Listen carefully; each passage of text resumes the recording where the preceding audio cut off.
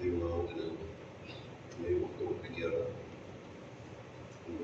പോലെ ചില നാളുകൾക്ക് ശേഷം ഇന്ത്യയിൽ കൂടിയുള്ള ഈ സമയത്ത് ദൈവത്തോട് ചേർന്ന് സ്ഥാപന ആരാധന ലഭിച്ച സന്ദർഭത്തിൽ സന്തോഷം അതിനുള്ള നന്ദി നാമത്തിൽ അറിയിക്കുകയാണ്. നിങ്ങൾക്ക് പൊതുവായി ഇന്ത്യയും എനിക്കൊരു സന്ദർഭം ലഭിച്ചു. പൊതുവായി എന്ന് പറയുമ്പോൾ ഇവിടെയുള്ള രണ്ട് സഹോദരിമാർ ആ കുഞ്ഞുങ്ങൾ ഞങ്ങൾ ഒന്നിച്ച് ആരാധനയ്ക്ക് ഒരു അവസരം ലഭിക്കുന്നത് വളരെ വിരളമാണ്. അതിൻ്റെ ഇവിടെ ലഭിച്ചു. അതിൽ സന്തോഷമുണ്ട്. പ്രത്യേകിച്ച് കുടുംബമായിട്ട് ഈ സഭയോട് ബന്ധപ്പെട്ടാണ് മുൻപോട്ട് പോയിക്കൊണ്ടിരിക്കുന്നത്. നിങ്ങളോടുകൂടെ ശുശ്രൂഷയ്ക്കും ലഭിച്ച ഈ അവസരത്തിനായിട്ട് സഭയോടും എന്ന നാമത്തിൽ നന്ദി അറിയിക്കുകയാണ്. നമ്മുടെ ഇന്നത്തെ ചിന്തയ്ക്ക് വേണ്ടി ഉൽപ്പത്തി പുസ്തകം 6-ാം അധ്യായത്തിൻ്റെ 5 മുതൽ 8 വരെയുള്ള വാക്യങ്ങൾ നമുക്കൊന്ന് വായിക്കാം. ഉൽപ്പത്തി പുസ്തകം 6-ാം അധ്യായം 5 മുതൽ 8 വരെയുള്ള വാക്യങ്ങൾ. ഭൂമിയിൽ മനുഷ്യന്റെ ദുഷ്ടത വലിയതെന്നും അവന്റെ ഹൃദയവിചാരങ്ങളുടെ നിരൂപണമൊക്കെയും എല്ലായ്പ്പോഴും ദോഷമുള്ളതത്രയെന്നും യഹോവ കണ്ടു. താൻ ഭൂമിയിൽ മനുഷ്യനുണ്ടാക്കുക കൊണ്ട് യഹോവ അനുതപിച്ചു. അത് അവന്റെ ഹൃദയത്തിന് ദുഃഖമായി. ഞാൻ സൃഷ്ടിച്ചിട്ടുള്ള മനുഷ്യനെ ഭൂമിയിൽ നിന്ന് നശിപ്പിച്ചു കളയും. മനുഷ്യനെയും മൃഗത്തെയും ഇഴജാതിയെയും ആകാശത്തിലെ പക്ഷികളെയും തന്നെ അവയുണ്ടാക്കുക കൊണ്ട് ഞാൻ അനുതപിക്കുന്നുവെന്ന് യഹോവ അരുളിച്ചെയ്തു. എന്നാൽ നോഹയ്ക്ക് യഹോവയുടെ കൃപ ലഭിച്ചു. നമുക്കറിയാം, ബൈബിൾ ദൈവത്തെ വെളിപ്പെടുത്തുന്ന പുസ്തകമാണ്. ബൈബിളിന്റെ ആദിയോടന്തം ദൈവത്തെക്കുറിച്ച്, ദൈവത്തിന്റെ ചില സ്വഭാവ പ്രത്യേകതകളെക്കുറിച്ച്, ദൈവത്തിന്റെ മഹത്വത്തെക്കുറിച്ച്, ദൈവം നമ്മോട് ഇടപെടുന്ന വിധങ്ങളെക്കുറിച്ച് ഒക്കെയാണ് നമുക്ക് വായിക്കാൻ കഴിയുന്നത്. തുടങ്ങുന്നത് തന്നെ ദൈവ പ്രവൃത്തിയെക്കുറിച്ച് പറഞ്ഞുകൊണ്ട് ആദിയിൽ ദൈവം എന്ത് ചെയ്തു എന്ന് പറഞ്ഞാണ് ബൈബിൾ ആരംഭിക്കുന്നത് തന്നെ. എന്നാൽ ഈ ബൈബിളിലെ 66 പുസ്തകങ്ങളിലായി രേഖപ്പെടുത്തി നാം വായിക്കുന്ന ആ വരികളിലൂടെ കടന്നുപോയാൽ അനേക മറ്റു വ്യക്തികളെയും അവരുടെ ചരിത്രവും നമുക്ക് കാണാൻ കഴിയും. അതുമാത്രമല്ല, ലോകത്തിൻ്റെ ചരിത്രം ചില രാജ്യങ്ങളോട് ബന്ധപ്പെട്ട് ഇതിനകത്ത് രേഖപ്പെടുത്തിയിട്ടുണ്ട്. നിരവധി സംഭവങ്ങൾ ഇതിനകത്ത് രേഖപ്പെടുത്തിയിട്ടുണ്ട്. എന്നാൽ ആ ചരിത്ര രേഖകളാകട്ടെ, സംഭവങ്ങളാകട്ടെ, ഇതെല്ലാം നമുക്ക് സൂക്ഷ്മമായി ഒരു പഠനം നടത്തിയാൽ കേവലം ചില ചരിത്ര സംഭവങ്ങളെ ഓർപ്പിക്കുക എന്നുള്ളതിനപ്പുറത്ത് ദൈവത്തെ തന്നെ അവയിലൂടെ വെളിപ്പെടുത്തി തന്നിരിക്കുന്നു എന്നുള്ളതാണ് ഈ വേദപുസ്തകത്തിന്റെ പ്രത്യേകത. ദൈവത്തെ വെളിപ്പെടുത്തുന്നു എന്നുള്ള നിലയിൽ ഈ പുസ്തകം മറ്റ് ഗ്രന്ഥങ്ങളിൽ നിന്നെല്ലാം വ്യത്യസ്തമാണ്, നിസ്തുല്യമാണ്. വചനം എന്ന ഒരു പേര് നമ്മുടെ കർത്താവിന് കൊടുത്തിട്ടുണ്ട്. ആ വചനത്തെക്കുറിച്ച് യോഹന്നാന്റെ സുവിശേഷം 1-ാം അധ്യായത്തിൽ തന്നെ പറയുന്നത് വചനം ദൈവമായിരുന്നു, ദൈവമാണ് എന്നാണ്. അത് കർത്താവായ യേശുക്രിസ്തുവിന് കൊടുത്തിട്ടുള്ള ഒരു പേരാണ്, ഒരു ടൈറ്റിലാണ്. എന്നാൽ ഈ പുസ്തകത്തെയും നമ്മൾ പറയുന്നത് വചനമെന്നും, ദൈവത്തിന്റെ വചനം എന്താ ആ പ്രയോഗം കൊണ്ട് അർത്ഥമാക്കുന്നത്? വചനം 2 വിധത്തിൽ ലോകത്തിൽ വെളിപ്പെട്ടതായിട്ടാണ് നാം കാണുന്നത്. ഒന്ന്, ജഡത്തിൽ വെളിപ്പെട്ടു, അത് കർത്താവിലൂടെ. രേഖപ്പെടുത്തി കിട്ടി, അത് വിശുദ്ധ തിരുവെഴുത്തിലൂടെ.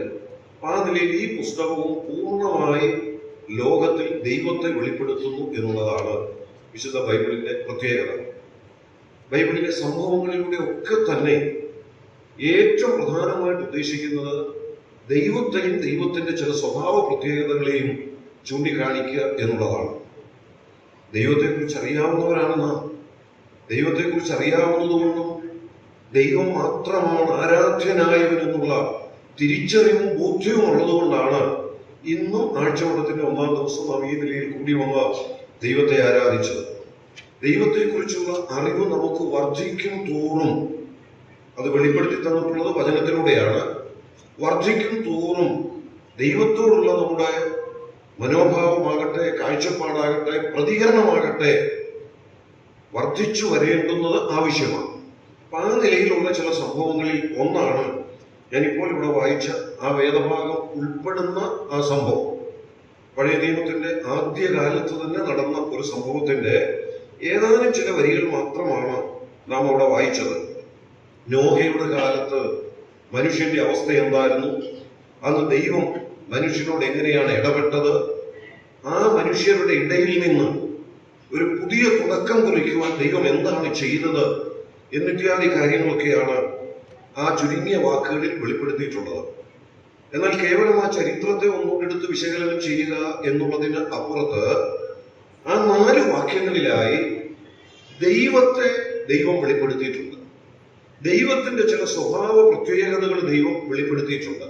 അതെന്താണ് എന്ന് ഒന്ന് ചൂണ്ടിക്കാണിക്കുക, അല്പമായി അതൊന്ന് വിശദീകരിക്കുക. ഇവിടെ അതിന്റെ ആദ്യ വാക്യത്തിൽ നമ്മൾ വായിച്ച 5-ാമത്തെ വാക്യത്തിൽ ദൈവത്തെ കുറിച്ച് നമ്മൾ വായിക്കുന്നത്, ആ ഭാഗം നമ്മൾ വായിച്ചാൽ മനുഷ്യനെ കുറിച്ച് പറഞ്ഞിട്ടുണ്ട്, ആ മനുഷ്യരിൽ തന്നെ നോഹയെ കുറിച്ച് എടുത്തു പറഞ്ഞിട്ടുണ്ട്, ഭൂമിയെ കുറിച്ച് പറഞ്ഞിട്ടുണ്ട്, യഹോവയെ കുറിച്ച് പറഞ്ഞിട്ടുണ്ട്, മൃഗങ്ങളെ കുറിച്ച്, പക്ഷികളെ കുറിച്ച്, ഇഴജാതികളെ കുറിച്ച് ഒക്കെ പറഞ്ഞിട്ടുണ്ട്. ഇങ്ങനെ നിരവധി കഥാപാത്രങ്ങൾ ആ വേദഭാഗത്ത് നമുക്ക് കാണാനായിട്ട് കഴിയും. എന്നാൽ അതിലെല്ലാം നിഴലിച്ചു നിൽക്കുന്ന ഏക കഥാപാത്രം എന്ന് പറയുന്നത് ആ വേദഭാഗത്ത് പറഞ്ഞിട്ടുള്ള യഹോവയായ ദൈവമാണ്.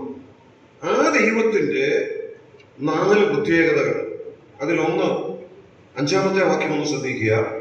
ഭൂമിയിൽ മനുഷ്യന്റെ ദുഷ്ടത വലിയതെന്നും അവന്റെ ഹൃദയ വിചാരങ്ങളുടെ നിരൂപണമൊക്കെയും എല്ലായ്പ്പോഴും ദോഷമുള്ളതത്രയെന്നും യഹോവ കണ്ടു.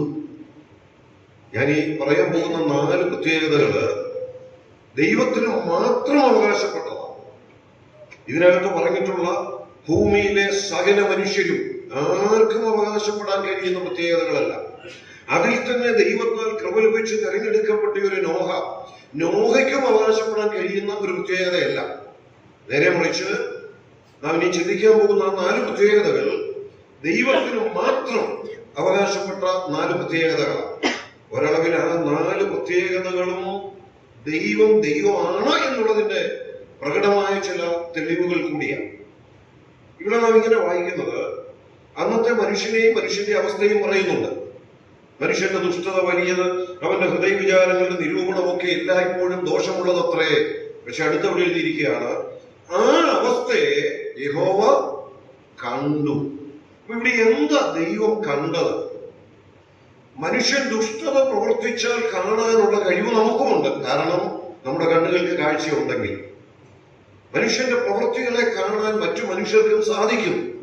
എന്നാൽ ഇവിടെ ദൈവം കണ്ടു എന്ന് പറയുന്നത് അന്നത്തെ മനുഷ്യരുടെ പ്രവൃത്തികളും അതിന്റെ ദോഷവശവും മാത്രമല്ല, അതിനപ്പുറത്ത് ദൈവം കണ്ടത് അവരുടെ ഹൃദയത്തെയും കണ്ടു എന്നുള്ളതാണ്. ഹൃദയത്തെ കണ്ടു എന്ന് പറയുമ്പോൾ അല്പം കൂടെ അതൊന്ന് വ്യക്തമാക്കിയിട്ടുണ്ട്. ഹൃദയ വിചാരങ്ങളുടെ നിരൂപണമൊക്കെ എല്ലായ്പ്പോഴും ദോഷമുള്ളതത്രയെന്ന് യഹോവ കണ്ടു. അവ എന്താ ദൈവം കണ്ടത്?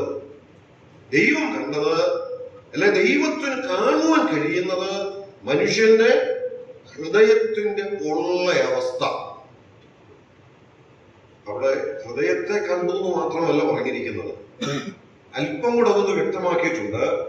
ഹൃദയ വിചാരങ്ങൾ മുഴുവൻ കണ്ടു എന്നാണ് നമ്മൾ അവിടെ വായിക്കുന്നത്. നീ ഹൃദയ വിചാരങ്ങൾ കണ്ടു എന്നുമല്ല, അതിനും ഒരല്പം കൂടെ വിശേഷണം കൊടുത്തിട്ടുണ്ട്. ഹൃദയ വിചാരങ്ങളുടെ നിരൂപണമൊക്കെയും യഹോവ കണ്ടു. എന്താ ആ വാക്യത്തിന്റെ ശരിയായ അർത്ഥം? ഇപ്പൊ ഹൃദയം കണ്ടെന്നൊക്കെ പറഞ്ഞാൽ നല്ല കാർഡിയോളജിസ്റ്റൊക്കെ വേണം ഹൃദയത്തെ കാണാനും, അല്ലെ, ഹൃദയത്തെ പരിശോധിക്കാനും ഒക്കെയുള്ള കഴിവ് ഉണ്ട്. ഹൃദയത്തിലെ ചില പ്രശ്നങ്ങളൊക്കെ മനസ്സിലാക്കാനായിട്ട് സാധിക്കും. എന്നാൽ അതിനെല്ലാം അപ്പുറത്ത് ഈ വേദഭാഗം പറയുന്നത് ശ്രദ്ധിക്കുക, മനുഷ്യന്റെ ഹൃദയത്തെയും ഹൃദയത്തിന്റെ വിചാരങ്ങളെയും ആ വിചാരങ്ങളുടെ നിരൂപണങ്ങളെയും അറിയുന്നു എന്നല്ല പറഞ്ഞിരിക്കുന്നത്. അവിടെ ആ വാക്കാണ് ഏറ്റവും ശ്രദ്ധേയമായിട്ടുള്ളത്. എന്താ? അതെല്ലാം കാണുന്ന ഒരു ദൈവം. അതാണ് നമ്മൾ ഇന്നിവിടെ ഇരുന്ന് ആരാധിച്ച ദൈവം. ആ ദൈവത്തെയാണ് നമുക്ക് പിതാവെ എന്ന് വിളിപ്പാനുള്ള അവകാശം ലഭിച്ചിട്ടുള്ളത്. അപ്പൊ നമ്മുടെ ഹൃദയങ്ങളെ, ഹൃദയത്തിന്റെ ഉള്ള അവസ്ഥയെ അതുപോലെ കാണുന്ന ഒരു ദൈവം. ഇത് ഇവിടെ നിന്നങ്ങോട്ട് തുടങ്ങുക, പിന്നീട് അങ്ങോട്ട് ബൈബിളിൽ ഉടനീളം ഹൃദയങ്ങളെ കാണുന്ന ഒരു ദൈവത്തെയാണ് നമുക്ക് വെളിപ്പെടുത്തി തന്നിട്ടുള്ളത്. എത്രയോ ദൃഷ്ടാന്തങ്ങൾ ഈ വേദപുസ്തകത്തിലുണ്ട്. എത്രയോ ചരിത്ര സംഭവങ്ങൾ ഈ വേദപുസ്തകത്തിൽ രേഖപ്പെടുത്തിയിട്ടുണ്ട്. നാം അല്പം മുൻപോട്ട് വരുമ്പോൾ ദാവീദിനെ രാജാവായി തെരഞ്ഞെടുത്ത ഒരു രംഗം നമ്മൾ വായിക്കുന്നുണ്ട്. ആ സംഭവം കൂടെ വായിച്ചാൽ അവിടെ ഒരു വാചകം നമുക്ക് ഇങ്ങനെ കാണാനായിട്ട് കഴിയും: മനുഷ്യൻ പുറമെയുള്ളത് നോക്കുന്നു, യഹോവയോ ഹൃദയങ്ങളെ കാണുന്നു. എന്തുകൊണ്ടാ ദാവീദിനെ ദൈവം രാജാവായിട്ട് തെരഞ്ഞെടുത്തത്? പുറമെയുള്ളതായിരുന്നു നോക്കിയിരുന്നതെങ്കിൽ ഒരിക്കലും ദാവീദിനെ ദൈവം തെരഞ്ഞെടുക്കത്തില്ല. എന്തുകൊണ്ട്?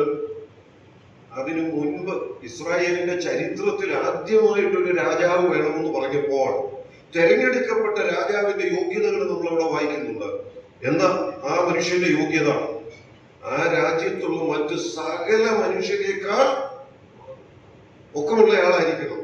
അങ്ങനെ ഒരാളെ അവിടെ തെരഞ്ഞെടുത്തത്. അത് കേവലം ശാരീരിക പൊക്കം മാത്രമല്ല.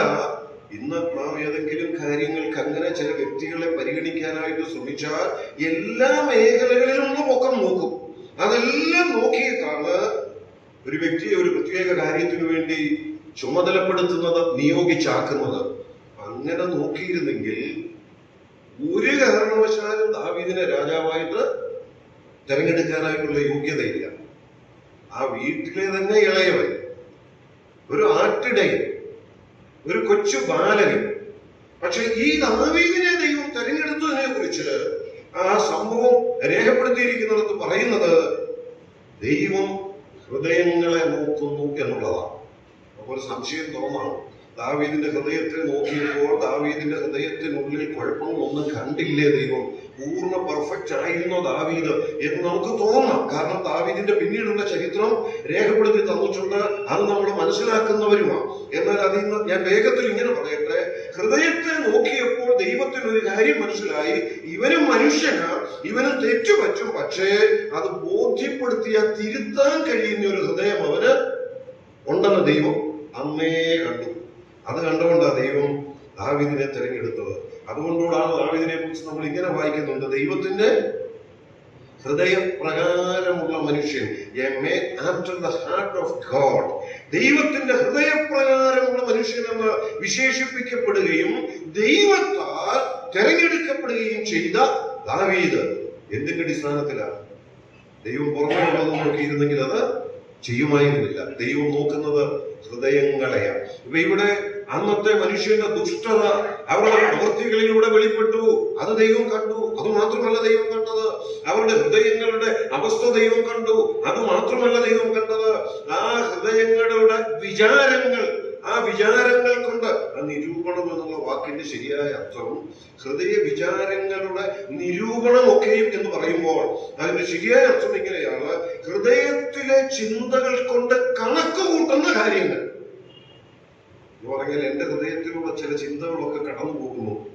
ആ ചിന്തകളൊക്കെ ഇപ്പൊ എനിക്കറിയാം എന്റെ മനസ്സിലൂടെ കടന്നു പോകുന്നത്. പക്ഷെ ഞാൻ അതുകൊണ്ട് ഇങ്ങനെ കണക്ക് കൂട്ടുക, ഇത് കണക്ക് കൂട്ടി ഒരു വർഷം കഴിയുമ്പോൾ അത് ഇങ്ങനെ സംഭവിക്കാം, അങ്ങനെ സംഭവിക്കാം, ഞാനത് കണക്ക് കൂട്ടുക.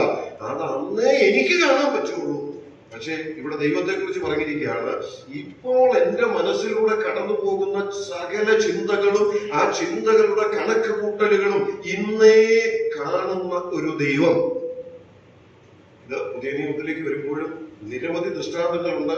നമ്മൾ രക്ഷിക്കപ്പെടുന്നതിനെ കുറിച്ച് പറയുമ്പോഴും ആ വാക്കിന്റെ പ്രാധാന്യം നമ്മൾ ഇവിടെ വായിക്കുന്നുണ്ട്. റോമലേഖനത്തിന്റെ ഒരു വാക്യമെടുത്ത് നമ്മൾ ഉദ്ധരിക്കാറുണ്ടല്ലോ: യേശുവിനെ കർത്താവ് എന്ന് വായുകൊണ്ട് ഏറ്റുപറയുകയും ദൈവം അവനെ മരിച്ചവരുടെ ഉയർത്തെഴുന്നേൽപ്പിച്ചു എന്ന അടുത്ത വാക്ക് അടിവരയിട്ട് നാം ചിന്തിക്കുന്ന വാക്കാ.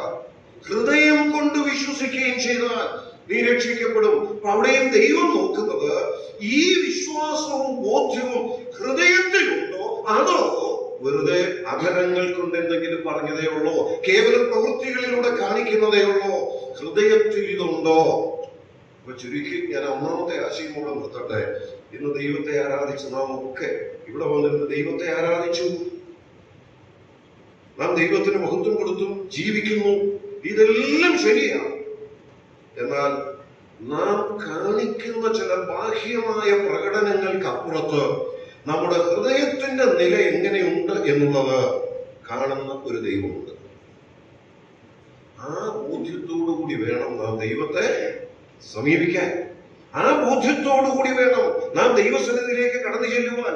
ഒരു പക്ഷേ എന്റെ ഹൃദയത്തിലെ ചിന്തകൾ എന്ത് തന്നെയാണെങ്കിലും അതിന് വിരുദ്ധമായി പ്രകടിപ്പിക്കാനുള്ള ഒരു കഴിവ് അത് മനുഷ്യർക്ക്, ഞങ്ങൾ ഇങ്ങനെ തന്നെ പറയട്ടെ, നമുക്കൊക്കെ ഉണ്ട് അല്ലേ? ഇപ്പൊ നിങ്ങൾ ഇവിടെ ഇരിക്കുന്നു, പ്രസംഗം കേൾക്കുന്നു, എല്ലാവരും ഇങ്ങോട്ട് നോക്കുമ്പോൾ എന്റെ ചിന്ത എന്ത് തന്നെയാണ്? ഇതെല്ലാം ഉൾക്കൊള്ളുക ശരിയായിരിക്കാം.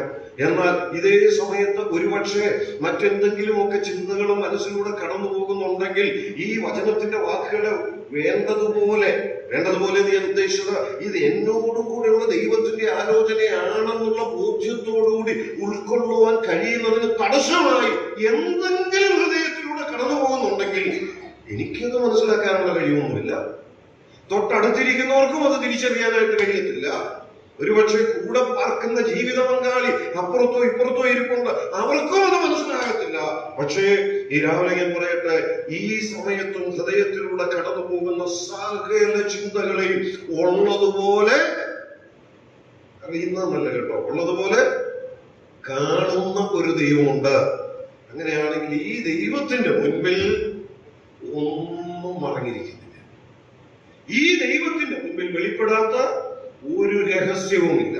നമ്മൾ അങ്ങനെ തന്നെ വായിക്കുന്നുണ്ട്, യഹോവയുടെ മുമ്പിൽ സകലവും നഗ്നവും മലർന്നതുമായി കിടക്കുന്നു, ഹൃദയങ്ങളെ ഉള്ളതുപോലെ അറിയുന്ന ഒരു ദൈവം.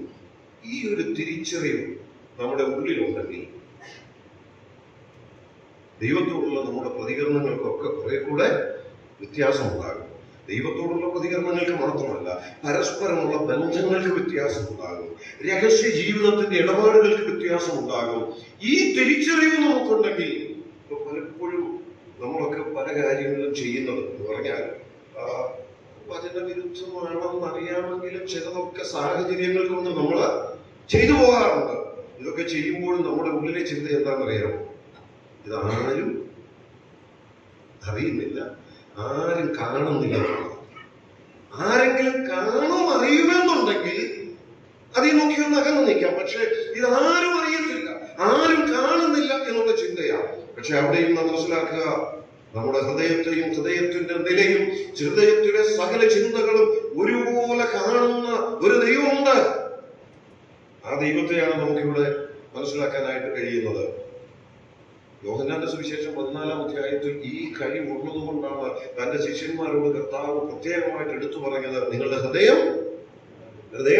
കലങ്ങിപ്പോകരുത് എന്ന് പറഞ്ഞാൽ നോഹയുടെ കാലത്തെ മനുഷ്യരുടെ ഹൃദയത്തിലെ ദുഷ്ടതയും ദുഷ്ട കണക്കുകൂട്ടലുകളും കണ്ട അതേ ദൈവം തന്നെ ഇന്നും അത് കാണുന്നുണ്ട് എന്ന് മാത്രമല്ല, തന്റെ ജനത്തിന്റെ ഹൃദയത്തിൽ ഒരു കലക്കമുണ്ടായാൽ അതും കാണുന്നവര്. ചിലപ്പോൾ നമ്മളൊക്കെ എന്റെ ഈ പ്രയാസമൊന്നും ആരും കാണുന്നില്ല, ആരും അറിയുന്നില്ല. പക്ഷെ അതും കാണുന്ന ഒരു ദൈവമുണ്ട്, വേദപുസ്തകത്തിന്റെ ദൈവം.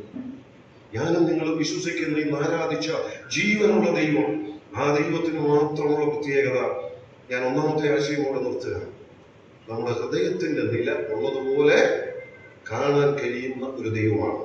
ഇനി രണ്ടാമത്തെ പ്രത്യേകത, 6-ാമത്തെ വാക്യം ശ്രദ്ധിച്ച്, താൻ ഭൂമിയിൽ മനുഷ്യനെ ഉണ്ടാക്കൊണ്ട് യഹോവ അനുതപിച്ചു, അത് അവന്റെ ഹൃദയത്തിന് ദുഃഖമായി.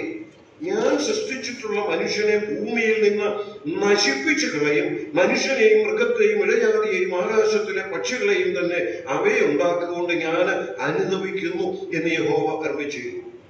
അവിടെ ദൈവം ചെയ്ത ഒരു കാര്യം നമ്മൾ വായിക്കുക. ദൈവം മനുഷ്യനെ സൃഷ്ടിച്ചത് ദൈവത്തോടുകൂടെ എന്നേക്കും വസിക്കാൻ. ദൈവം മനുഷ്യനെ മറ്റ് സകല സൃഷ്ടികളിൽ നിന്നും വ്യത്യസ്തമായി സൃഷ്ടിയുടെ മകുടം എന്ന ഒരു പദവിയോടുകൂടി സൃഷ്ടിച്ചത്, പറുദീസയുടെ അധികാരം കൊടുത്താക്കി വെച്ചത്, തന്നെ ആരാധിച്ച് തന്നോടുള്ള കൂട്ടായ്മയിൽ വസിക്കുവാൻ വേണ്ടിയാണ്. പക്ഷേ ആ ദൈവം മനുഷ്യനെ എന്ത് ചെയ്തെന്ന് ഇവിടെ വായിക്കുന്നു. ഞാൻ സൃഷ്ടിച്ചിട്ടുള്ള മനുഷ്യനെ ഭൂമിയിൽ നിന്ന് നശിപ്പിച്ചു കളയും. അവിടെ എന്താ ദൈവത്തിന്റെ പ്രത്യേകത നമ്മൾ കാണുന്നു? ദൈവത്തിന്റെ പ്രത്യേകത ദൈവം തന്റെ വചനത്തിൽ വെളിപ്പെടുത്തിയിരിക്കുക. എന്തുകൊണ്ട് ദൈവം മനുഷ്യനെ നശിപ്പിച്ചു കളഞ്ഞു? പാപമൊട്ടും സഹിക്കുന്നവനല്ല ദൈവം, അശുദ്ധി ഒട്ടും സഹിക്കുന്നവനല്ല ദൈവം. അശുദ്ധി ഇഷ്ടമല്ലെന്ന് മാത്രമല്ല, അശുദ്ധി ഇഷ്ടമല്ലെങ്കിൽ അതിന് സഹിച്ച് വഴക്കൊക്കെ പറഞ്ഞ് തിരുത്തിയൊക്കെ മുമ്പോട്ട് പോയാൽ മതിയായിരുന്നു. പക്ഷെ ഇവിടെ ആ മനുഷ്യവർഗത്തെ അപ്പാടെ നശിപ്പിക്കാനാണ് ദൈവം തീരുമാനിച്ചതെങ്കിൽ അങ്ങനെ തീരുമാനിക്കുക മാത്രമല്ല, ചരിത്രം വേദപുസ്തകത്തിലൂടെ വെളിപ്പെടുത്തിയിട്ടുണ്ട്. അതുവരെയുള്ള മനുഷ്യകുലത്തെ മുഴുവൻ നശിപ്പിച്ച് പുതിയൊരു ചരിത്രം തുടങ്ങുക. നോഹ എന്ന മനുഷ്യനിലൂടെ, ആ കുടുംബത്തിലൂടെ പുതിയൊരു ചരിത്രം തുടങ്ങുകയാണ്. അപ്പൊ ആ മനുഷ്യവർഗത്തെ മുഴുവൻ നശിപ്പിച്ചു കളഞ്ഞു എങ്കിൽ അവിടെ ദൈവത്തിന്റെ ഹൃദയത്തിന്റെ ഒരു സ്വഭാവം, ദൈവത്തിന്റെ ഒരു സ്വഭാവം വെളിപ്പെട്ടിരിക്കുക. ആരുമായിക്കൊള്ളട്ടെ, അവൻ അശുദ്ധിയിൽ തുടർന്നാൽ അത് എനിക്ക് സഹിക്കാൻ പറ്റുന്നില്ല. പാപത്തെ ശിക്ഷിക്കുന്ന ഒരു ദൈവം, അതാണ് ഇവിടെ വെളിപ്പെടുത്തിയിരിക്കുന്ന ദൈവത്തിന്റെ സ്വഭാവം. അപ്പൊ ഒന്ന്, നമ്മുടെ ഹൃദയങ്ങളെ ഉള്ളതുപോലെ കാണുന്നു എന്ന് മാത്രമല്ല, ആ ദൈവത്തെ കുറിച്ച് ഇവിടെ മുതൽ പറഞ്ഞു തുടങ്ങുക. അതിനു മുമ്പ് തന്നെ ദൈവം പാപത്തെ ശിക്ഷിക്കുന്നു എന്നുള്ളതിന്റെ തെളിവ് നാം വായിക്കുന്നുണ്ട്. ആദ്യ മനുഷ്യ ചരിത്രം മുതൽ തന്നെ അത് നമ്മൾ വായിക്കുന്നുണ്ട്. പിന്നീട് അങ്ങോട്ട് ദൈവം മനുഷ്യവർഗത്തോട് അല്ല, ദൈവത്തിന്റെ ജനമെന്നറിയപ്പെടുന്ന ഇസ്രായേലിനോടുള്ള ബന്ധത്തിൽ, ഇന്ന് ദൈവസഭയോടുള്ള ബന്ധത്തിൽ, സഭയിലെ വിശ്വാസികളോടുള്ള ബന്ധത്തിൽ ഒക്കെ ഇടപെടുന്ന ആ ഒരു പ്രത്യേക സ്വഭാവം എബ്രായ ലേഖനം 2-ാം അധ്യായത്തിൽ നമ്മൾ ഇങ്ങനെ വായിക്കുന്നുണ്ട്. ഇസ്രായേൽ ജനത്തോടുള്ള ബന്ധത്തിൽ പറയുന്നതാണ്, ഓരോരോ ലംഘനത്തിനും അനുസരണക്കേടിനും ന്യായമായ പ്രതിഫലം ചെയ്തുവെങ്കിൽ, ന്യായമായ പ്രതിഫലം കൊടുത്തുവെങ്കിൽ. എന്ത് ഇസ്രായേൽ മക്കളോടുള്ള ബന്ധത്തിൽ പറയുന്നത്? ലോകത്തിലുള്ള സകല ജാതികളിൽ നിന്നും വ്യത്യസ്തമായി ദൈവത്തിന്റെ സ്വന്തം എന്ന നിലയിൽ തെരഞ്ഞെടുത്തതാണ്. ലോകത്തോടുള്ള ദൈവത്തിന്റെ പദ്ധതികൾ മുഴുവൻ നിറവേറ്റുവാൻ അവരുടെ ഇടയിൽ നിന്നൊരു ജാതിയെ ദൈവം തെരഞ്ഞെടുത്തതാണ്. ആത്മീയമായി അല്ല ഭൗമികമായി ഒക്കെ അനുഗ്രഹങ്ങൾ പല നിലകളിൽ വാരിക്കോരി കൊടുത്തതാണ്. ഇസ്രായേൽ ജനം ദൈവത്തിന്റെ ജനം എന്നാണ് അറിയപ്പെടുന്നത്. പക്ഷേ ആ ജനത്തിന്റെ നടുവിലും എവിടൊക്കെ പാപം സംഭവിച്ചിട്ടുണ്ടോ, എവിടൊക്കെ അശുദ്ധി സംഭവിച്ചിട്ടുണ്ടോ, കണ്ണുടച്ചിരുന്നിട്ടില്ല ദൈവം. ആ പാപത്തെയൊക്കെ ദൈവം ശിക്ഷിച്ചിട്ടുണ്ട്. അതുകൊണ്ടാണ് ഇബ്രായ ലേഖനത്തിൽ എടുത്തു പറയുന്നത്, ഓരോരോ ലംഘനത്തിനും അനുസരണക്കേടിനും ന്യായമായ പ്രതിഫലം. അവിടെ പ്രതിഫലം എന്നുള്ള വാക്കാണ് ഉപയോഗിച്ചിരിക്കുന്നത്. പക്ഷെ ആ പ്രതിഫലം എന്ന് പറയുന്നത് ലംഘനത്തിന് തക്കതായ പ്രതിഫലം, അത് ശിക്ഷയാ. അനുസരണക്കേടിന് തക്കതായ പ്രതിഫലം, അത് ശിക്ഷയാ. ദൈവത്തിന്റെ ന്യായവിധിയാ. എത്രയോ വട്ടം ഇസ്രായേൽ ജനത്തെ ദൈവം ശിക്ഷിച്ചിട്ടുണ്ട്. കേവലം അവരുടെ പിറുപിറുപ്പിന് ദൈവം ശിക്ഷിച്ചിട്ടുണ്ട്, അല്ലേ? അവർ ദൈവത്തോട് മത്സരിച്ചതിന് ദൈവം ശിക്ഷിച്ചിട്ടുണ്ട്. ദൈവത്തിന്റെ മഹത്വം ഉള്ളതുപോലെ കാണാൻ കഴിയാതെ മറ്റു ചിലതിനെ ദൈവമെന്ന് കണ്ട് അവയുടെ പിന്നാലെ പോയി ദൈവം അതിനെ ശിക്ഷിച്ചിട്ടുണ്ട്.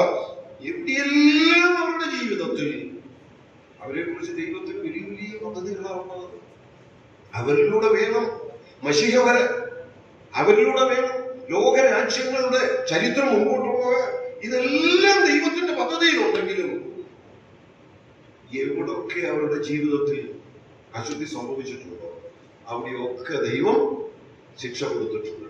അങ്ങനെയാണെങ്കിൽ ഈ വേദഭാഗം വെളിപ്പെടുത്തുന്ന ദൈവത്തിന്റെ മറ്റൊരു പ്രത്യേകത എന്താ? പാപത്തെ, അശുദ്ധിയെ അല്പം പോലും സഹിക്കുന്നവനല്ല ദൈവം. അതിന് തക്കതായ ശിക്ഷ നൽകുന്ന ദൈവം. നോഹയുടെ കാലത്തെ മാത്രം നമ്മൾ നോക്കിയാൽ മതി.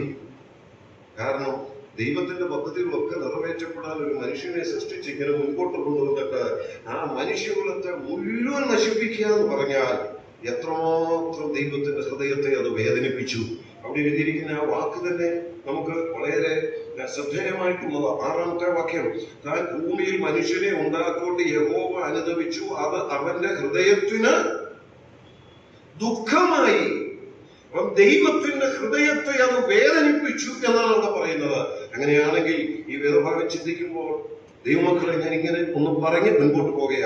എന്റെയും നിങ്ങളുടെയും ജീവിതത്തിൽ ദൈവത്തിന്റെ വിശുദ്ധിക്കോ, ദൈവത്തിന്റെ സ്വഭാവത്തിനോ, ദൈവത്തിന്റെ വചനത്തിനോ, ആ ദൈവിക നിലവാരത്തിനോ ഒപ്പം നിൽക്കാൻ കഴിയാത്ത എന്തെങ്കിലുമൊക്കെ സംഭവിച്ചു പോയാൽ, ദൈവമുമ്പാകെ നമുക്ക് ദൈവത്തോട് അടുക്കാനുള്ള പ്രാഗൽഭ്യം നഷ്ടപ്പെടത്തക്ക വിധത്തിൽ എന്തെങ്കിലുമൊക്കെ സംഭവിച്ചു പോയാൽ, അങ്ങനെ സംഭവിക്കുമ്പോൾ ദൈവ ഹൃദയം എത്രമാത്രം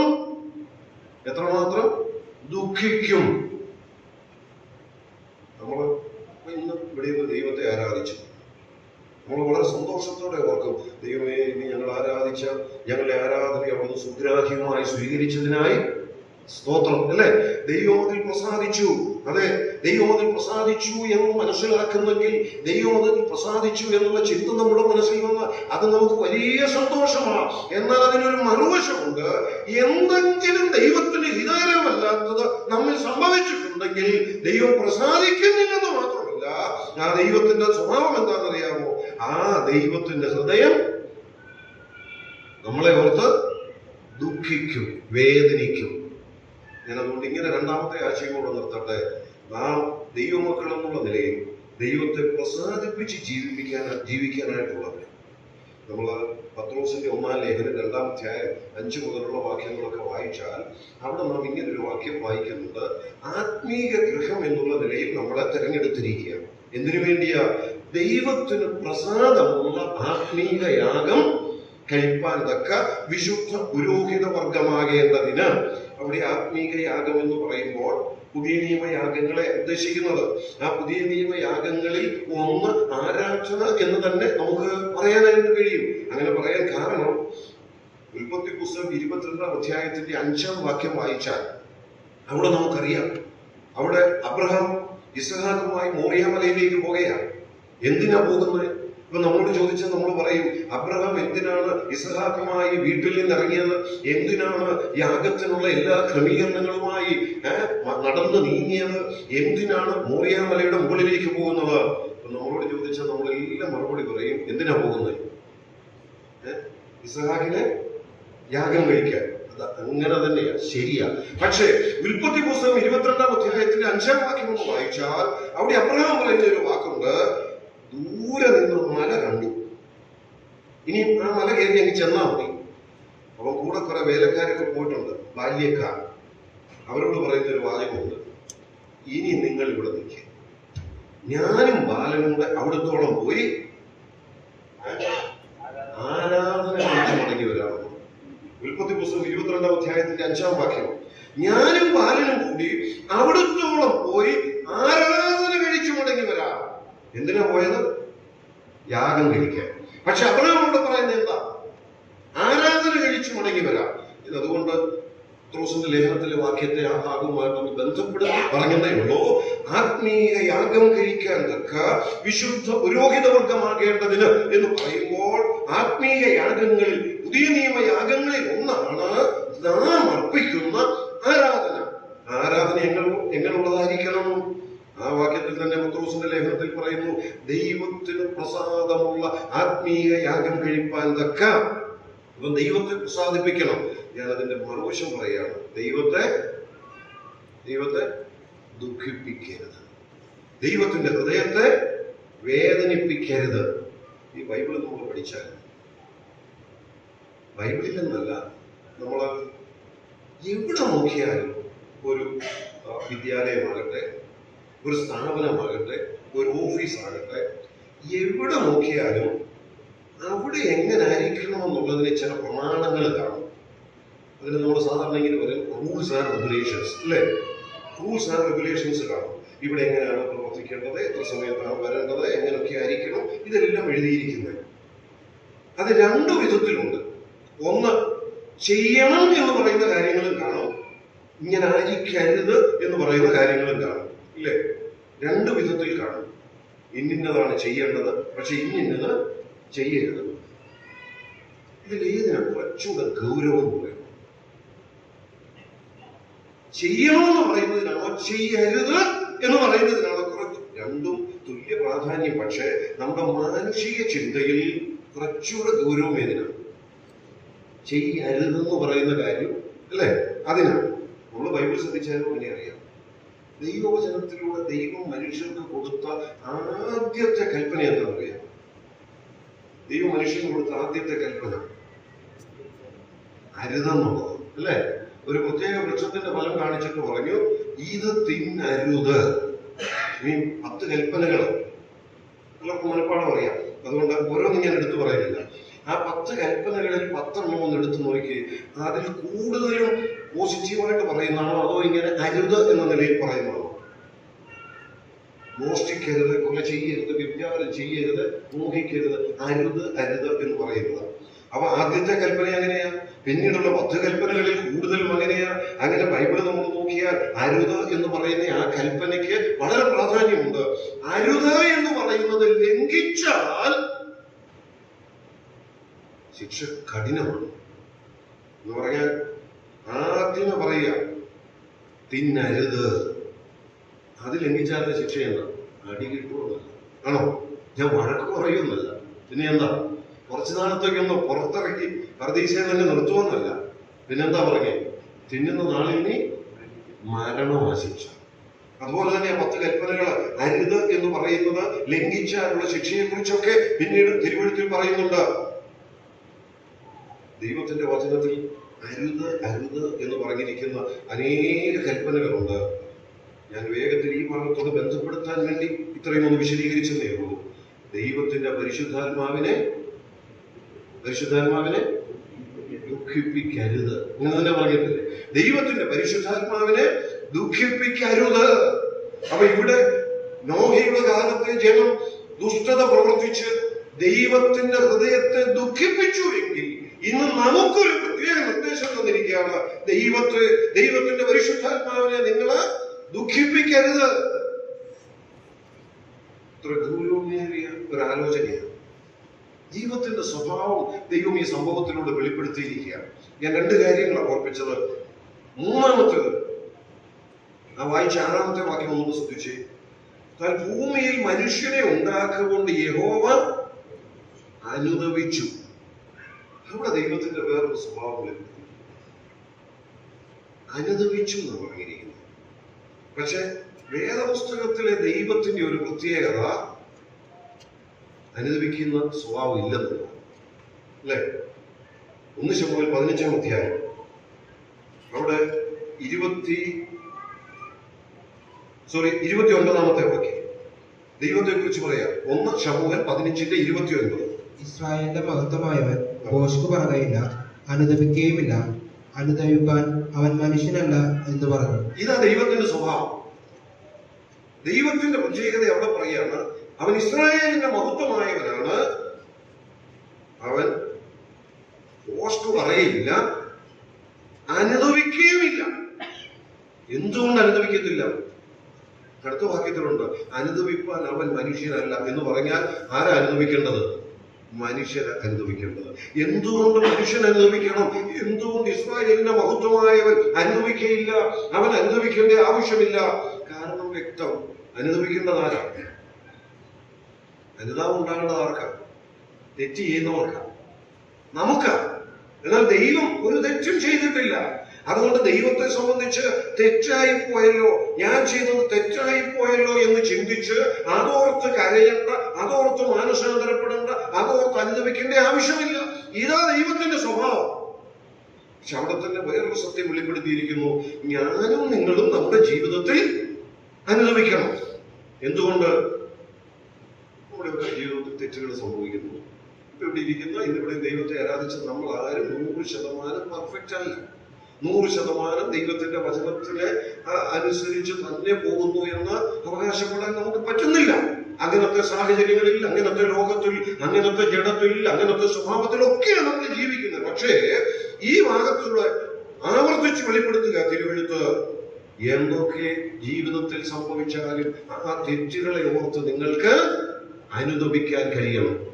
എന്തുകൊണ്ടാണ് നമ്മുടെ കർത്താവ് വരാൻ താമസിക്കുന്നത്? കർത്താവ് വരാൻ താമസിക്കുന്നത് എന്താണെന്ന് ചോദിച്ചാൽ നമുക്ക് ഇപ്പം പറയും തുടങ്ങിയിട്ടുണ്ട് യുദ്ധമൊക്കെ, അതൊക്കെ ഒന്ന് അതിന്റെ മൂർച്ഛന്യാവസ്ഥയിൽ എത്തണം, അല്ലേ? അങ്ങനെ വലിയ വലിയ കാര്യങ്ങളൊക്കെ നമുക്ക് പറയാൻ പറ്റും. പക്ഷെ ഞാൻ അതോട് ചേർത്തൊന്ന് പറയട്ടെ. ചിലർ കരുതുന്നത് പോലെ അവൻ തന്റെ വാഗ്ദത്വം നിവർത്തിപ്പാൻ താമസിക്കുന്നില്ല. പിന്നെ എന്തുകൊണ്ടായി താമസിക്കുന്നത് അറിയാം? അടുത്ത വാക്യത്തിൽ പത്രോസ് ലേഖനത്തിൽ പറയുന്നുണ്ട്, നിങ്ങളിൽ ചിലർ കൂടി മാനസാന്തരപ്പെടണമെന്ന് വിചാരിച്ച് അവൻ നിങ്ങളോട് ദീർഘക്ഷമ കാണിക്കുന്നതേ ഉള്ളൂ. നമ്മളാ വാക്യം എടുത്ത് സാധാരണ പറയുന്നത് സുവിശേഷം പറയും, നിങ്ങൾ ചിലരും കൂടെ മാനസാന്തരപ്പെടണം. അതിൽ ദൈവം നോക്കിയിരിക്കുക. അത് കഴിഞ്ഞാൽ കർത്താവ് ഇങ്ങ് വരും. അവിടെ പറയുന്ന അവിശ്വാസികളോടല്ല കേട്ടോ. അവിടെ പറയുന്ന വാക്യം വിശ്വാസികളോട് പറയുന്ന വാക്യമാണ്. പത്രോസിന്റെ ലേഖനത്തിൽ വിശ്വാസികളോട് പറയാ, നിങ്ങളിൽ ചിലരും കൂടെ മാനസാന്തരപ്പെടാനുണ്ട്, അതുകൊണ്ട് ഞാൻ ദീർഘക്ഷമ കാണിക്കുക. അല്ലെങ്കിൽ ശിക്ഷ മേടിക്കും, അല്ലെങ്കിൽ അടി മേടിക്കും. അതൊന്നും ഒഴിവാക്കാൻ ഒരു അവസരം കൂടെ ഞാൻ തരിക. അപ്പൊ ചുരുക്കി പറഞ്ഞാൽ നമ്മളാണ് മാനസാന്തരപ്പെടേണ്ടത്. ഇസ്രായേലിന്റെ മഹത്വമായവൻ ഓഷ്ക് പറയുകയില്ല, അനുദപിക്കുകയുമില്ല, അനുദപിപ്പാൻ അവൻ മനുഷ്യനുമല്ല. അങ്ങനൊക്കെ പറഞ്ഞു വെച്ചാൽ 1 ശമൂവേൽ 15-ാം അധ്യായത്തിന്റെ ഒടുവിലത്തെ വാക്യം എന്നാണ് അറിയാമോ? 29 കഴിഞ്ഞ് 35 എത്തിയത് 6 വാക്യം കൂടെ കഴിഞ്ഞ് ആ അധ്യായം അവസാനിപ്പിക്കുന്നത് എങ്ങനെയാണെന്നറിയാമോ? യഹോവയും താൻ ശൗലിനെ ഇസ്രായേലിന് രാജാവാക്കിയതുകൊണ്ട്. അത് പരസ്പരം ഒരു വൈരുദ്ധ്യമായിരിക്കില്ല അല്ലേ? തൊട്ട് മുമ്പ് എഴുതി ഇവൻ അനുദപിക്കുന്ന സ്വഭാവമില്ല, പക്ഷെ തൊട്ടു താഴെ എഴുതി അവൻ അനുദപിച്ചു. ഇപ്പൊ ഇവിടെ നമ്മൾ വായിച്ചെടുത്തു എന്താ എഴുതിയിരിക്കുന്നത്? ഭൂമിയിൽ മനുഷ്യനെ ഉണ്ടാക്കുമ്പോൾ യഹോവ അനുദപിച്ചു. ആ വിഷയം തന്നെ എടുത്ത് പഠിച്ചാലേ അതിന്റെ വ്യത്യാസം മനസ്സിലാവുള്ളൂ. ഞാൻ ചുരുക്കി വാക്കുകൾ കൊണ്ട് ഇങ്ങനെ പറയട്ടെ, ഈ 2 അനുതാപങ്ങൾ തമ്മിലുള്ള വ്യത്യാസം. ഒന്ന്, മനുഷ്യൻ അനുദപിക്കുന്നത് അവരുടെ ജീവിതത്തിൽ സംഭവിക്കുന്ന തെറ്റുകൾ നിമിത്തം. എന്നാൽ യഹോവ അനുദപിച്ചത് ഒരിക്കലും താൻ ചെയ്ത തെറ്റിനു വേണ്ടിയല്ല. പിന്നെ മനുഷ്യൻ ചെയ്ത തെറ്റോ അവൻ അനുദപിക്കാതെ വന്നപ്പോൾ അവനെ അനുദപിച്ച ഒരു ദൈവം. അതാണ് വേദപുസ്തകത്തിന്റെ ദൈവം. ഞാൻ അവിടെ ഒരു കാര്യം കൂടെ ചേർത്ത് ഇങ്ങനെ പറയുകയാണ്, അനുദപിച്ചു മടങ്ങി ചെന്നാൽ ക്ഷമിക്കുന്ന ദൈവം. അതാണ് ഇവിടെ വെളിപ്പെടുത്തിയിരിക്കുന്ന ദൈവത്തിന്റെ പ്രത്യേകത. അതാണല്ലോ ദാവീദിന്റെ ചരിത്രത്തിൽ നമ്മൾ വായിക്കുന്നത്. അതാണല്ലോ ദാവീദും ശൗലും തമ്മിലുള്ള താരതമ്യത്തിലൂടെ വെളിപ്പെടുത്തിയിരിക്കുന്ന അനുഗ്രഹീതമായ സത്യം. ശൗല് വലിയ തെറ്റൊന്നുമല്ല ചെയ്യുന്നത്, പക്ഷേ ശൗലിന്റെ ചരിത്രം എവിടെ പോയി? ശൗലിനെ ഓർത്ത് ദൈവം അനുദപിച്ചില്ലേ? ശൗലിനെ ഇന്ന് എവിടെ കാണാനായിട്ട് പറ്റും? ശൗലിലൂടെ ഒരു പുസ്തകം പോയിട്ട്, ഒരു സങ്കീർത്തനം പോയിട്ട്, ഒരു വാക്യം പോയിട്ട്, ഒരു വാക്ക് പോലും ശൗലിലൂടെ നമുക്ക് കിട്ടിയിട്ടില്ല. എന്നാൽ വലിയ തെറ്റ് ചെയ്തു എന്ന് നാം പലപ്പോഴും ചിന്തിക്കുന്ന ദാവീദിലൂടെ ദൈവം എന്തെല്ലാം പ്രവർത്തിച്ചു. എന്തെല്ലാം പ്രവർത്തിച്ചെന്ന് തന്നെയല്ല, നമ്മുടെ കർത്താവ് പോലും അറിയപ്പെടാൻ ഇഷ്ടപ്പെടുക. എങ്ങനെ? ദാവീദ് പുത്രനെന്ന്. ഇനിയും ഒന്ന് ഇരിക്കാൻ പോണ ഒരു കസേരയെ കുറിച്ച് പറയുമ്പോൾ പറയാ, എവിടെ ഇരിക്കാൻ പോണേ? ദാവീദിന്റെ സിംഹാസനത്തിൽ. എന്താ കാരണമെന്നറിയാമോ? നാഥാൻ പ്രവാചകനിലൂടെ വിരൽ ചൂണ്ടി കാര്യം പറഞ്ഞപ്പോൾ വീണു, കരഞ്ഞു, നിലവിളിച്ചു, അനുദപിച്ചു. ചെയ്ത തെറ്റ് തെറ്റാണെന്ന് പറഞ്ഞു, സമ്മതിച്ചു. ദൈവത്തിന്റെ സ്വഭാവത്തിന്റെ 3ാമത്തെ പ്രത്യേകത, അനുദപിക്കുന്നവരോട് ക്ഷമിക്കുന്നവനാണ്. അല്ലെങ്കിൽ അവരെ ഓർത്ത് അനുദപിക്കും. ശൗലിനെ ഇസ്രായേലിലെ രാജാവാക്കി പറയുക, അവനെ ഇസ്രായേലിലെ രാജാവാക്കിയതുകൊണ്ട് ഞാൻ അനുദപിക്കുന്നു. ഭൂമിയിൽ മനുഷ്യനെ ഉണ്ടാക്കി, അവന്റെ ദുഷ്ടത പെരുകി, അവൻ അനുദപിച്ച് ദൈവവുമാകെ വീഴാൻ മനസ്സ് കാണിക്കാതെ വന്നപ്പോൾ ആ മനുഷ്യനെ ഓർത്ത് അനുദപിച്ചു. എന്നാൽ ഇന്ന് ആ ദൈവം ആരൊക്കെ ദൈവസന്നിധിയിൽ കണ്ണുനീരോടെ ചെല്ലുന്നു, ആരൊക്കെ ദൈവസന്നിധിയിൽ അവരവരുടെ കുറവുകൾ കണ്ടുപിടിച്ച് ക്ഷമയാചിച്ച് ചെല്ലുന്നു, അനുദപിക്കുന്നു, അവരോട് ക്ഷമിക്കുകയും അവരെ തന്റെ മഹത്വത്തിന് വേണ്ടി ഉപയോഗിക്കുകയും ചെയ്യുന്നവനാണ് ദൈവം. 3 പ്രത്യേകതകൾ ഞാൻ പറഞ്ഞു. 4ാമത്തതൂടെ പറഞ്ഞ് വേഗത്തിൽ അവസാനിപ്പിക്കാം. എന്നാൽ നോഹയ്ക്ക് യഹോവയുടെ കൃപ ലഭിച്ചു. ഒത്തിരി വിശദീകരിക്കേണ്ട ഒരാവശ്യം. നോഹയ്ക്ക് യഹോവയുടെ കൃപ ലഭിച്ചു. ഈ ദൈവം എങ്ങനത്തെ ദൈവമാണ്? കൃപയുള്ള ദൈവം. ഈ പറയപ്പെടുന്ന സ്വഭാവങ്ങളെല്ലാം ഉണ്ടെങ്കിൽ ആ ദൈവം കൃപയുള്ള ദൈവം. ആ കൃപയാണ്, അതിന്റെ പാരമ്യമാണ് നമ്മൾ യേശുക്രിസ്തുവിലൂടെ കണ്ടത്. ഞാൻ രാവിലെ ചുരുങ്ങിയ വാക്കുകളിൽ അത് ഓർപ്പിച്ചല്ലോ. ആ കൃപ വെളിപ്പെട്ട സ്ഥാനമാണ് യേശുവിന്റെ ജനനം. ആ കൃപയുടെ പാരമ്യം വെളിപ്പെട്ട സ്ഥാനമാണ് കാൽവറിയിലെ ക്രൂശിലെ മരണം. അതെല്ലാം അറിയാവുന്നതുകൊണ്ടാണ് പൗലോസ് തന്റെ അനുഭവത്തിലൂടെ പറഞ്ഞൊരു വാക്കുണ്ട്. തന്റെ ശരീരത്തിന്റെ ചില ബലഹീനതകൾ നീങ്ങിക്കിട്ടാൻ ദൈവസന്നിധിയിൽ പ്രാർത്ഥിച്ചിട്ടും ദൈവം മാറ്റാതെ വന്നപ്പോഴും ഒരു സത്യം തിരിച്ചറിഞ്ഞു, ഇത് ദൈവം എന്നോട് കാണിക്കുന്ന കൃപയാണ്. അതറിഞ്ഞിട്ട് പൗലോസ് രേഖപ്പെടുത്തി തന്നു നമുക്ക് ആശ്വാസത്തിനും ധൈര്യത്തിനുമായി, എന്റെ കൃപ നിനക്ക് മതി. തിരിച്ച് നമുക്കിങ്ങനെ പറയാം, ദൈവമേ അവിടുത്തെ കൃപ മതി എനിക്ക്. അത് ചിലപ്പോ പൗലോസ് അനുഭവിച്ചതുപോലുള്ള ചില ബലഹീനതകളാകാം, അതെന്തുമാകട്ടെ. ദൈവകൃപ വെളിപ്പെടുന്നത് പല നിലകളിൽ. ദൈവകൃപ രക്ഷിക്കും, ദൈവകൃപ ശിക്ഷിക്കും, ദൈവകൃപ രോഗം തരും. ഇതെല്ലാം ദൈവകൃപയുടെ പ്രത്യേകതകളാണ്. പക്ഷേ ദൈവകൃപ രോഗം തന്നാൽ തൊട്ടടുത്തൊരു വാക്കോടെ പറയുന്നുണ്ട്, എന്റെ കൃപ നിനക്ക് മതി എന്ന് പറഞ്ഞിട്ട് അടുത്തൂടെ പറയുകയാണ്, അതൊരു രോഗമാണെങ്കിൽ എന്റെ ശക്തിയും കൂടെ ഞാൻ തരും, അല്ലെ? എന്റെ ശക്തി ബലഹീനതയിൽ തികഞ്ഞു വരും. അത് കൃപയുള്ള ദൈവം. അതുകൊണ്ടാണല്ലോ നമ്മൾ ഇന്നിവിടെ ഇരുന്നത്. അതുകൊണ്ടാണല്ലോ ഒരു ദിവസം കൂടെ ശേഷിപ്പിച്ചതും ഒരു ദിവസം കൂടി ഇന്ന് ദൈവത്തെ ആരാധിക്കുവാൻ നമുക്ക് കഴിഞ്ഞതും. ഇവിടെ ഞാൻ എന്റെ വാക്കുകൾ അവസാനിപ്പിക്കട്ടെ. ദൈവത്തിന്റെ 4 പ്രത്യേകതകളാണ് നമ്മളിവിടെ കണ്ടത്. 1, ഹൃദയങ്ങളെ കാണുന്ന ഒരു ദൈവം. 2, പാപത്തെ സഹിക്കുകയില്ല, ശിക്ഷിക്കുന്ന ഒരു ദൈവം. 3, അനുദപിച്ച് മടങ്ങിച്ചെന്നാൽ അവരോട് ക്ഷമിച്ച് അവരെ സ്വീകരിക്കുന്ന ഒരു ദൈവം. 4, കൃപയുള്ള ദൈവം. ഈ 4 മാത്രമേ ഉള്ളൂ. ഈ 4 പ്രത്യേകതകളും അവകാശപ്പെടാൻ കഴിയുന്നത് വേദപുസ്തകങ്ങളിൽ ദൈവത്തിന് മാത്രം. ദൈവത്തെക്കുറിച്ച് നമുക്ക് വചനത്തിലൂടെ ലഭിക്കുന്ന അറിവുകൾ കൂടുതൽ ദൈവത്തോട് അടുത്തുപോകാൻ, ദൈവമഹത്വം കണ്ട് ജീവിക്കാൻ ഒരു പ്രചോദനമായി തീരട്ടെ. ആ ആഗ്രഹത്തോടെ പ്രാർത്ഥനയോടെ ഞങ്ങൾ അവസാനിപ്പിക്കുന്നു. ദൈവത്തിന്